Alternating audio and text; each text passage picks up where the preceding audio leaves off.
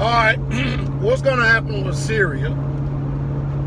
What's going to happen with Iraq? I mean, after all, American forces has made sure that they went in there and destabilized the country. And when I say American forces, I mean the hit squads of the American military. They're being used as pawns in the chess game.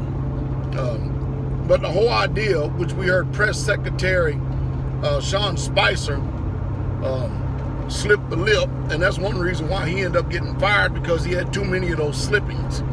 He says that we are there to destabilize Syria.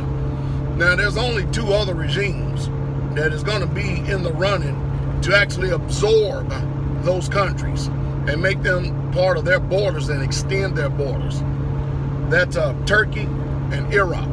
And more likely, Turkey is going to be the one that's going to end up winning out. And the reason why Turkey is going to be the one winning out is because, think about this for a second, when you're dealing with a country that has over 600 dams, you know, those things that stop water, and they are in the process of building another 200 dams, what do you think is going on? Water is the source of life here on this earth. And if they're going to be controlling the waterways and stuff, are you following me, which they have it in their ability to be able to do, there ain't too many people that's going to balk against the Turkish when they start cutting off waterways, cutting off supplies. See, the whole reason why that America, Russia, Syria, Iraq, Iran, Saudi Arabia, China, let me just go ahead and say the countries, and the NATO countries are only in these areas. The truth is, we don't care nothing about how they treat their civilian populace. We don't.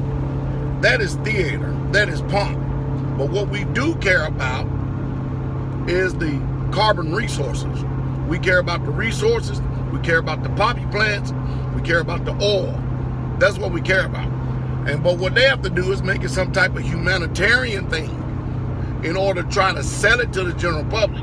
Now, the general public is all but impotent today. They don't literally have any political power and might once those guys are in Washington. As a matter of fact, I just happen to believe that there's not an official, that's me personally, I don't think that there's an official that has ever been elected in the United States of America. I think they have been carefully selected. Now, that's my pessimistic point of view, and I'm entitled to it. And one reason why I'm entitled to it, because you think about all these warrantless so-called wars and police actions that we're doing all across this world and have been doing ever since the last real war that took place was the Civil War. All these things have been trumped up under false pretense, false flags, and including the actual destroying of nation states and stuff. You have to understand, this thing is about resources. This thing is about, you got to understand, the European Union and everybody else, they are just as much as interested in making sure that their people thrive in the next century as the next. And you've got to get this thing, get it down in your skull. Don't believe what the news media is selling you. Don't believe that mess. Now, if we could get politically active, which I don't think is ever going to really truly take place, I think we're too dumb, dormant, docile, demoralized, and demonized as a people to be interested in things that actually affect our lives. I think we only care about me, myself, and I, and that we're self-focused, self-centered, and self-absorbed. Now, that's just me talking. You follow me? But that's what I see when I look at the political landscape here in America, and I look at the selfishness of every individual in this country right here. We all about us, me meaning I, the biggest idolatry or idol that there is.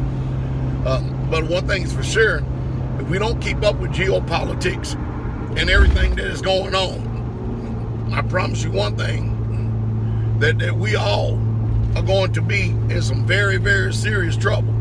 That's what we're going to be in. We're going to be in some very, very serious trouble. And we all are going to be lacking greatly. I promise you that. And if we don't prepare ourselves for what's going on right now, in the here and the now, and get our children's children ready for what's going on in the here and the now, right now, we're going to have hell to pay when it comes times for the chickens to come home to roost. And that's the truth.